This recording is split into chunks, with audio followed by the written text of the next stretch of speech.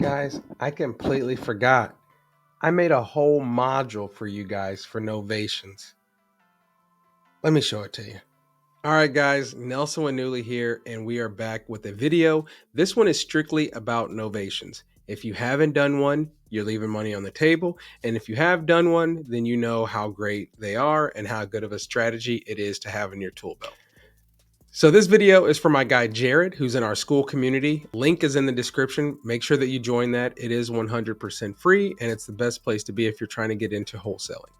So we're going to break down today what is a novation, why it's so great, how to use it, what are the numbers, and how to pitch it, and what to avoid. All right, so we're going to go through 6 steps, and I hope this video helps you guys with novations. And at the end, I have a very cool module that I put together that's 100% free. The link is in the description as well, and I'm going to go ahead and give that to you so that you guys can practice and get great at doing novations yourself. All right, guys, excuse me. I'm a little bit under the weather. It is the day after Thanksgiving, and it is a Morse tradition that we get sick in the house during Thanksgiving. So with that being said, I'm pushing through because this video is really important and I want to get it out there and I don't want to keep anybody waiting. So we'll get started right now. All right, guys. So what is the ideal novation, or what is a novation? So a novation is a strategy that wholesalers use when a property is being asked retail or close to retail value. So typically as a wholesaler, we want to get the property for as cheap as we can. That way we can sell it, make a spread, and then help the seller out and make a couple of dollars, right? But that's not always the case. Sometimes they want retail or close to retail, and we don't want to just throw that lead away. We want to also give them options as well. And that's where novation can really come in and put some money in your pocket and help the seller. So a novation is great because you can essentially sell the property on the MLS without having to buy it and close on it first. And you can do that by having them sign a novation agreement. This is going to give you the opportunity or ability to put the property on the MLS. That way you can get the most eyes on it and get the highest, best offer. And we're going to talk about some strategies with that as well. So why would somebody want to do a novation, right? Maybe they're stretched on time, or maybe they just want the best price for their property. They don't want to deal with the hassle of working with agents and paying the fees, or whatever the case may be, right? I always say we don't want to give them the answer for them, right? We want to say if this is what they're looking for and we can provide it, that's what we want to do. Also, if we can get into a property with helping somebody and we don't have to have a lender and we don't have to close on it, and we don't have to do all this, and we can still sell it and get a great asking price for it, who are we to fight against that, right? So a novation is a tool that allows us to list properties on the MLS. That's the main frame about this. So who is our top ideal seller to do a novation? It's going to be somebody that they're looking for top dollar or close to top dollar. So if that's the seller you've ever talked to, right? Maybe they're good for novation. A property that needs light repairs. We don't want a property that's got heavy mold, or the roof is caving in, or the foundation is just about gone. We're not looking for full guts here. We're looking for light repairs. Redo carpets, clean up the house, do some paints, replace some fixtures, something in that nature is what we're looking for. We're looking for someone who's open-minded, flexible, and isn't going to be difficult to deal with. A novation can be a long-term relationship that you're in with the seller for at least 60 to 90 days, if not longer. So we don't want to get with somebody who's already super combative right when we get off. It's probably going to be best to just try and wholesale that property, or maybe even figure out another strategy. So that's the kind of seller we want. Someone who doesn't have a sense of urgency right this moment, right? Because we can't tell a seller, hey, we're going to get this done for you in 30 days. It's not the way it works. We're going to need 60 to 90 and possibly even 120 days. So we need someone who's flexible and open to that and doesn't have a sense of urgency, and someone who doesn't want to deal with the repairs, someone who doesn't want to deal with an agent. So if you're talking to them, seller, and you're gathering that information, this could be a perfect novation for you. All right, guys, step number 3, how to analyze a novation. I'm going to switch screens and we're going to jump in here and talk all about the numbers. All right, guys, so I switched over. Let's talk about the numbers of novation. Why does it differ from wholesale? Why can you still utilize it to make money? And how do the numbers work? And let's just run through it. All right, so The big difference is, and I'll put it on here actually, wholesale formula is typically, let's say 70% of ARV minus repairs and minus assignment. All right. So that's typical wholesale right here, right?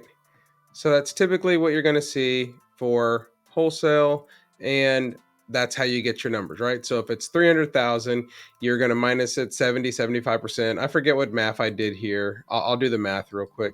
So 300,000 times 0.75 is 225. So I did 75%, all right? So it's 225, and then if repairs were 25, you have that. And then you want to back out if you're going to make a $10,000 assignment fee. You need this $300,000 property at 190. That's your typical wholesale numbers. All right. So for what we're doing over here in Novation, we're looking for the price to go off of for the as is retail price. What that means is if the home is worth 350, if it were fixed up and brand new, and homes that look similar to yours that need some work are selling for 300. Now, again, guys, I'm just making up numbers, so it may not be that big of a discount, but you just context, right? So if it's fixed up 350, but as is value is 300 where they're selling currently, then that's the number that we want to work off of. All right. So we want to work off the as is value of the home. All right. And what do we want to do? We want to take that and we want to times it by 90% of the home. So if you have a home that is $300,000, the as is value of it, and you take it by 90%, you're going to get 270. All right. And then from 270, you're going to minus 30 grand. And that's going to give you your 240. Now that's the number that you want to look at listing this or getting this property under contract for, and then you can list it for your $300,000 and see what happens, right? And now you've got some wiggle room in there in case you've got to drop the price, in case you have to do some fixing and you're still going to sell. You've given yourself a buffer. All right. And so that's our numbers for Novation. That's how you want to do this. You don't have to spend a lot of time right now. If they're telling you the home needs this and that, then add some numbers in there to deduct for some minor repairs. Or if they're saying that you see some homes that have been selling for a while, make sure you let them know that this could take the 120 days and be transparent with them. But as far as getting your numbers and how they differentiate, this is it, right? We're going to do as is value times 90%. I don't know. What do you guys want me to do here? Is that an X? Is that better? I don't know. All right. Times 90% minus 30K. That's how you get all your numbers. All right. And then for wholesale, you're just doing 70% of ARV minus repairs minus your assignment. And that's how you get your numbers and where your offer should be. So hopefully this is making sense to you guys. All righty. So number 4, the pitch. I think this is where a lot of you guys get hung up because you're thinking, how do I say it? What do I say? What kind of pitch do I do in general, right? And there's a ton of different ways to do this.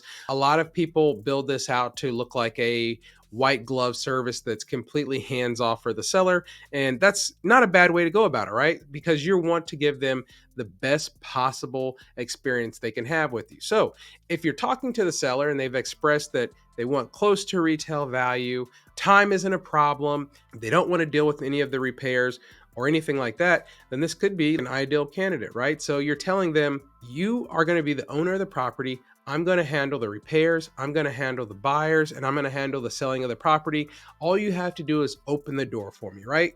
If we're doing a showing or we have inspectors or anybody coming by, I just need you to open the door. If they're vacant, that's perfect, right? Maybe the homeowner's in California and the property's in Texas and we can get a lockbox. That's super easy. That's great.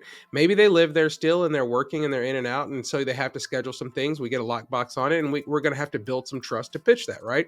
That's just how that goes. When we're walking this out to the seller, we got to make sure that we're transparent. We got to make sure that we're communicating with them. And we have to make sure that we're being upfront about, hey, this is going to take this amount of time. We're going to need you to open the door. And if we're having to do repairs, we're just going to need some accessibility to your property. And then if they're sounding like that's okay, then you just hit them with some of these questions. I always like to call it a soft close, but I always like to leave it open in like, hey, if we can do all of these things and get you to the price of where you want to be or close to it, does that sound like something that might work for you? And just let them talk. All right. You can't make up the answer for them. So that's a simple, easy way to pitch it. You don't want to do what I call a word vomit and tell them, we're going to do all this. You don't have to do anything and this and that. And then blah, blah, and you have to sign a contract. Just take it one step at a time, guys. After the pitch, if they're in it and they want to do it and they sound like it's open, then pause there and say, hey, can I get your email? I'm going to send you over our agreement and we'll go through it, right? And then do that part of the process if you're at the closing stage of the conversation.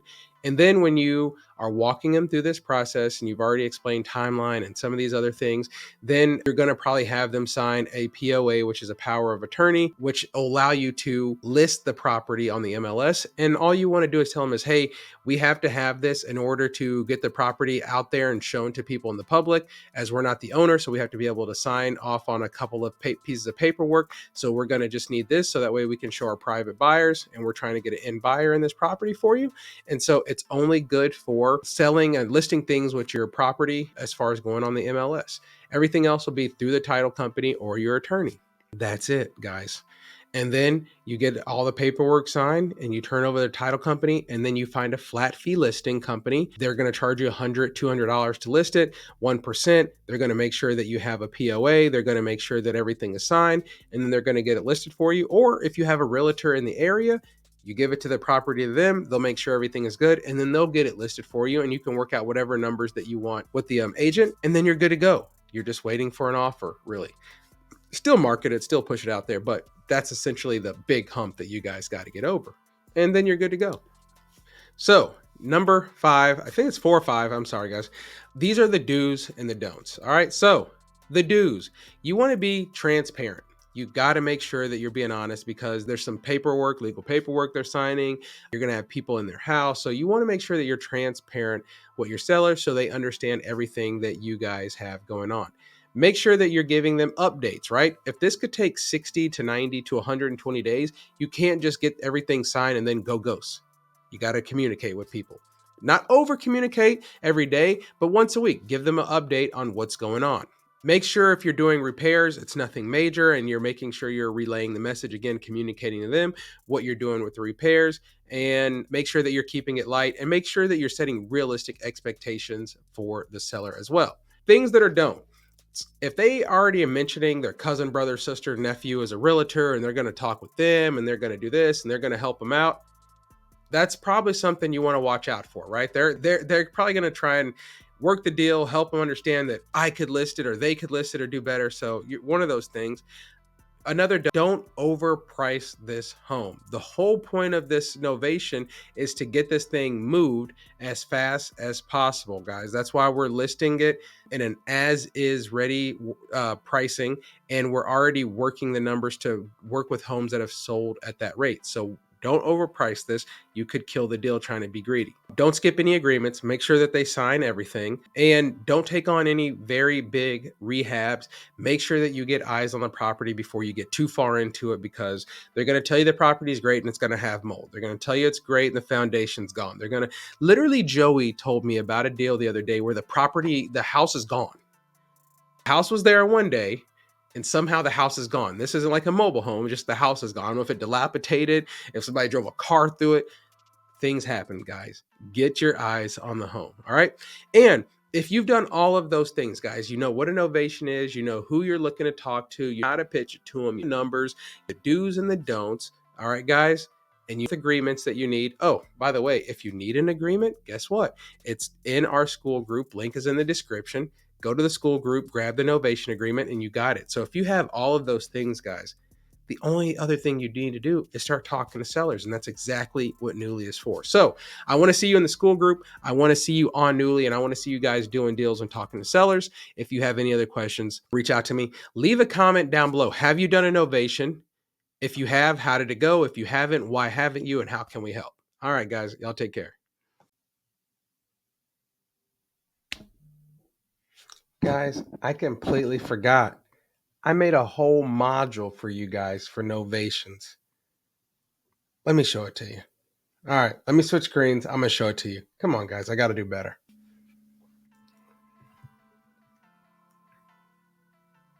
All right, guys. So here is the module that I put together for you guys on the screen. I'm taking a look at it. So this is something I put together for you guys. It's completely free. Again, link is in the description. You can get here and utilize this software for completely for free. And I'll continue to update it to make sure it gets better over time. All right. So what is this? It's our Novation Mastery simulator, and it just gives you some scenarios, right? This is nothing like too in depth, but it has a deal doctrine here. You can type in questions and it'll give you answers on things that have to do with novations. And if it can't get it in here, it will go on the internet and go find it for you. It also has a tracker. You can see a deal that I had put in here, just tracking it, playing around. But it'll show you, hey, confirm the seller's motivation, run the as is comps, establish concierge report, no friction, no money talk, the offer and contract, calculated MAO, anchored price, contract signing. So it kind of goes through everything for you guys, right, to help you go through some scenarios. So with that being said, we'll jump in and we'll just see what scenario it has for us. All right. And then you guys can try it too, right? And so let's see what happens.